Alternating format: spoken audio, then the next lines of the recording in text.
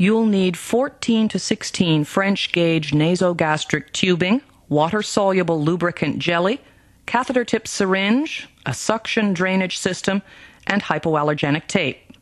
Also ready, a glass of water with a drinking straw, and within easy reach of the patient, a towel, tissues, and the emesis basin.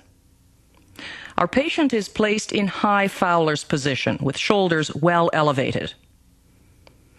We gauge the length of tube to be inserted by measuring from the tip of the nose to the earlobe to the xiphoid process. Mark the length of tube to be inserted with a bit of tape. We can create a gentle curve in the pliable tubing by winding 4 to 6 inches of tube tightly around the index finger. Then lubricate the end of the tube to be inserted. 3 or 4 inches should do. Have the patient extend his neck back against the pillow and begin the insertion with that slight curve pointing down. Proceed slowly, guiding the tube along the floor of the nasal passage, aiming down toward the ear until you're just past the nasopharynx.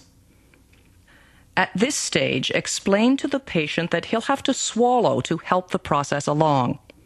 With the end of the tube now just above the oropharynx, have the patient flex his head forward, take a small sip, and swallow. You'll advance the tube by an inch or two with each swallow. The patient may cough or gag if the tubing has accidentally entered the larynx. You can pause, withdraw slightly, and ease the patient with a sip of water. Be careful, there is a risk of aspiration. Advance to the measured mark and anchor the tube to the cheek while you make sure the tube is properly positioned. Your patient should be able to speak. Oh, sorry. That's fine, thank you. You'll attach the distal end of the tube to the syringe.